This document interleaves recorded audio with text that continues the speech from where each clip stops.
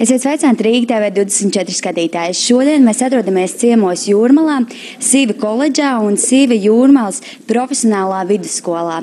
Esam šeit, lai noskaidrotu jautājumus par profesijas izvēli. Par profesijas izvēli cilvēkiem ar invaliditāti, bet ar visu pēc kārtas. Sveicināti, labdien, dāmas! Labdien! Labdien! Pirmais jautājums, kas tad ir Sīva? Sociālās integrācijas valsts aģentūra ietver sevī tādus divus pamatblokus. Tā ir sociālā rehabilitācija un profesionālā rehabilitācija. Un šajā pusē, kā jau jūs pareizi teicāt, ir Jūrmalas profesionālā vidusskola un koledža, kas sniedz šo profesionālo rehabilitāciju. Tātad iespēju cilvēkiem ar invaliditāti darbspējas vecumā iegūt jaunu profesiju vai nostiprināt esošās zināšanas un prasmes, vai pilnīgi radikāli mainīt varbūt savu dzīvi, jo invaliditāte, no tās mēs neesam pasargāts neviens, var atnākt un varbūt tava augstākā izglītība, pat tavas divas augstākās izglītības vairs šajā dzīves posmē tev nedara, un tev ir jāmācās kaut kas no jauna. Un mēs šādu iespēju dodam. Tātad tā ir valsts aģentūra, tātad valsts budžeta apmaksāta iespēja mācīties cilvēkiem ar invaliditāti vai prognozējumu invaliditāti. Un šī profesionālā rehabilitācija ietver sevī tādus 4 galvenos komponentus. Visa sākums ir profesionālās piemērotības noteikšana, kas notiek šeit līdz 10 dienām, un kur cilvēks izvērtē savas spējas, savas varēšanas, savu vēlmi, samērojot ar tām iespējām, ko mēs varam šeit piedāvāt. Un arī šajā laikā cilvēki šeit var dzīvot dienestu viesnīcā, saņemt 3-reizēju ēdināšanu, iespēju arī transporta pakalpojumus izmantot mūsu aģentūras iekšpusē un izdarīt izvēli. Saņemt rekomendāciju un tad mācīties vai nu Jūrmalas profesionālajā vidusskolā vai koledžā.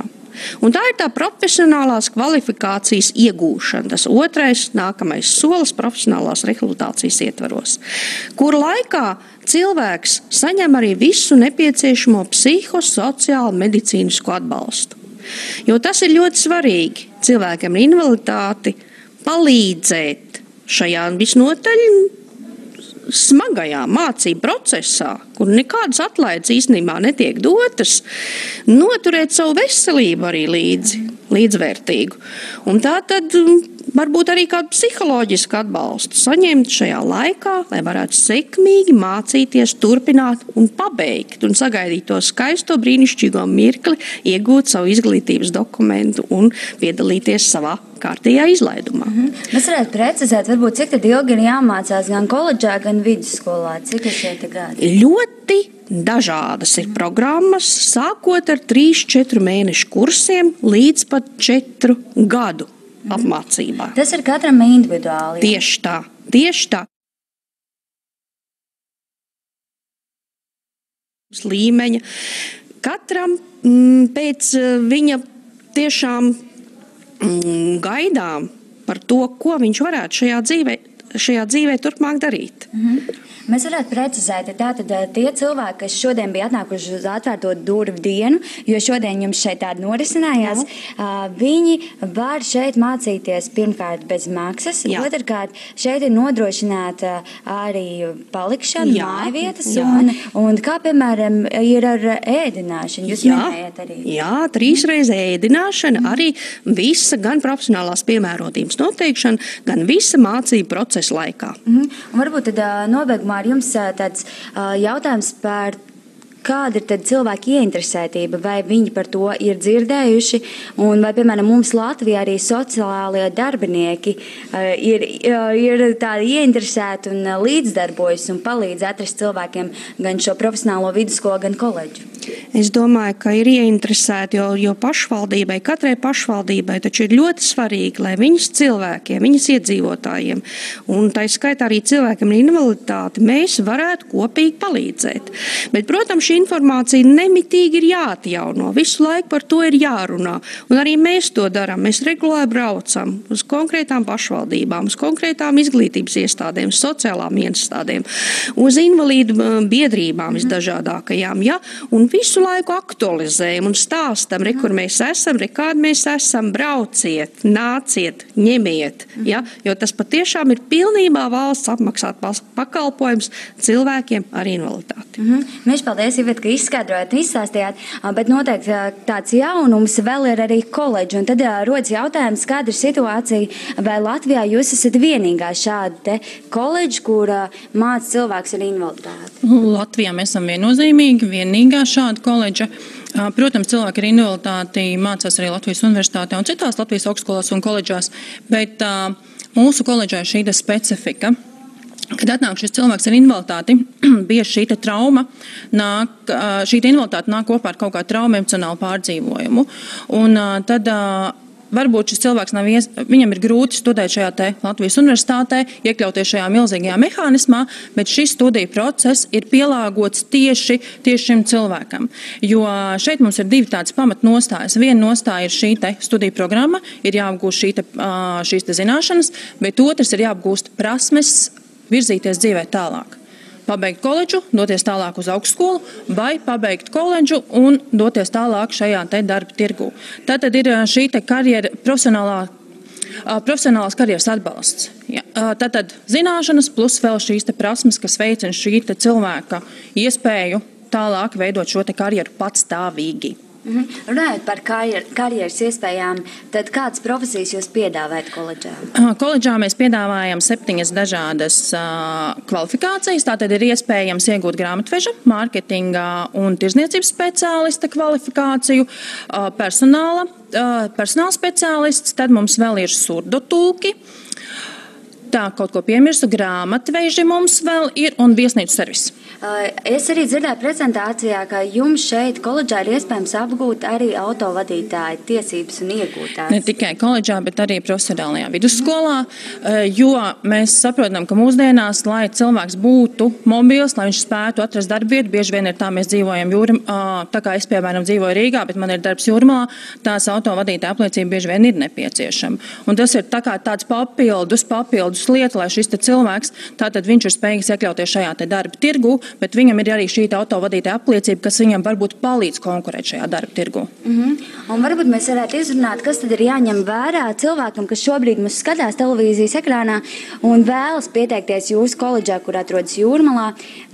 Kas ir tie sagatavošanas pasākumi, kur man vērsties? Tātad pats sākums ir profesionālā piemērotība. Tas ir gan koledžai, gan profesionālai vidusskolai. Viss sākās ar profesionālo piemērotību. Jo es koledžā ņemu šo potenciālo studentu tikai tad, ja ir profesionālās piemērotības slēdziens, ka šis cilvēks der tieši šai konkrētajai studiju programmai. Tāpēc tas ieteikums ir tāds, ka zvanīt uz Sociālās integrācijas valsts aģentūru un uz profesionālo piemērotību, un tad tiks ļoti konkrēti pastāstīt, kas ir nepieciešams, kādi dokumenti, kad notiek šī profesionālā piemērotība. Nākamā grupa mums ir septembrī 14. Tā kā līdz 14. septembrim būtu vēlams zvanīt un pieteikties. Bet pārsvarā koledžā šis laika posms, cik ilgi ir jāmācās, tie ir 2,5 gadi arī pie jums, vai ne? 2,5 gadi ir arī 3. Un mums ir 2 formas, ir klātiene, kad students ir katru dienu uz vietas, no rīta lekcijas sākās 9 līdz 4:25.